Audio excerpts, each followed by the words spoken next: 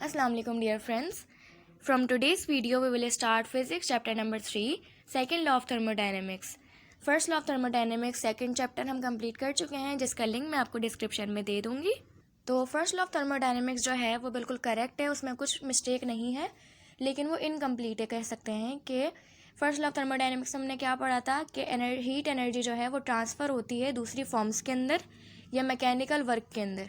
तो second law of thermodynamics में हम क्या पढ़ेंगे कि डिटरमाइन करेंगे कि प्रोसेस जो है, ये जो हीट ट्रांसफ़र होने का जो प्रोसेस है ये स्पॉन्टेनियस है, नेचुरल है या फिर नहीं। तो स्पॉन्टेनियस का मतलब क्या होता है कि नेचुरली ओकर हो, जिसको जो है वो एक्सटर्नल सोर्स की ज़रूरत ना पड़े, और नॉन स्पॉन्टेनियस प्रोसेस होता है जिसको किसी सोर्स की ज़रूरत पड़े। तो जैसे कि बोन फायर जो है वो एग्जाम्पल है स्पॉन्टेनियस रिएक्शन की। जैसे कि हम जब बोन फायर इसके पास जाके खड़े होते हैं, फायर के पास, तो हम महसूस करते हैं कि हीट एनर्जी जो है हमारे अंदर आ रही है, ठीक है। लेकिन अगर हम आइस का देखें तो जब तक हम आइस को किसी कूलर में से निकाल के बाहर नहीं रखेंगे, उसको हीट प्रोवाइड नहीं करेंगे, तो वो मेल्ट नहीं होगी। तो उसको रिक्वायर है हीट। लेकिन बोन फायर को कुछ ज़रूरत नहीं थी, किसी चीज़ की ज़रूरत नहीं थी, तो इसलिए वो स्पॉन्टेनियस प्रोसेस था। लेकिन नॉन स्पॉन्टेनियस प्रोसेस है हमारा मेल्टिंग ऑफ आइस।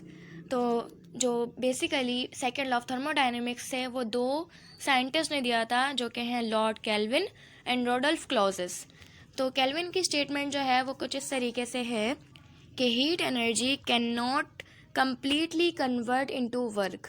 कि हम अगर किसी चीज़ को हीट एनर्जी दे रहे हैं तो वो कम्प्लीटली वर्क के अंदर कन्वर्ट नहीं होगी। कुछ हीट जो है वो रिजेक्ट होगी, कुछ हीट जो है वो लूज़ होगी। और किसी भी डिवाइस, किसी भी मशीन के लिए ये इम्पॉसिबल है कि उसकी एफिशिएंसी जो है वो 100% हो, कि वो 100% काम कर दे। ये किसी मशीन, किसी डिवाइस के अंदर नहीं है। तो इलस्ट्रेशन के ज़रिए देखते हैं कि हमारे पास एक हॉट रिजर्वर है जिसमें से हीट सप्लाई हो रही है, और हीट इंजन जो है वो हमारी मशीन है या डिवाइस है। तो क्या हो रहा है कि वर्क हो रहा है यहाँ पे, और वर्क होने के बाद कुछ ना कुछ हीट जो है वो रिजेक्ट हो रही है, लूज हो रही है, वेस्ट हो रही है। तो ये हमारी केल्विन की स्टेटमेंट थी। क्लॉजेस की स्टेटमेंट जो है कहते हैं कि heat can never be flow from hot cold to hot body, यानी कि हीट कभी भी कोल्ड से हॉट बॉडी तक ट्रांसफ़र फ्लो नहीं होगी।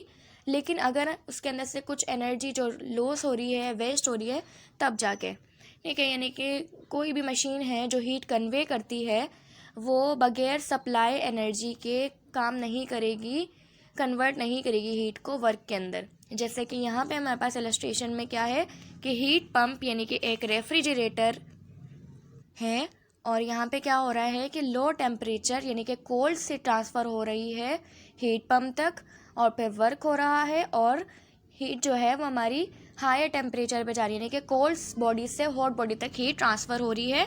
हीट को कोई हमने एनर्जी दी है, उसका लॉस और एनर्जी का जब जाकर। तो ये हमारा था सेकेंड लॉ ऑफ थर्मोडायनेमिक्स, जो कि दो पार्ट्स में डिवाइड हुआ है, केल्विन स्टेटमेंट, क्लाउस स्टेटमेंट। तो इसके अंदर हमने सिर्फ ये पढ़ना है कि हीट की जो ट्रांसफर होने की डायरेक्शन है वो स्पॉन्टेनियस है, नॉन स्पॉन्टेनियस है, कोल्ड टू हॉट बॉडी है या हॉट टू कोल्ड बॉडी है, यही हमने पढ़ना है। नेक्स्ट वीडियो के अंदर हम बात करेंगे इंशाल्लाह हीट इंजन, कैरनोट इंजन, रेफ्रिजरेटर, और इन तीनों के फॉर्मूला फॉर एफिशिएंसी। तो मस्ट वॉच नेक्स्ट वीडियो।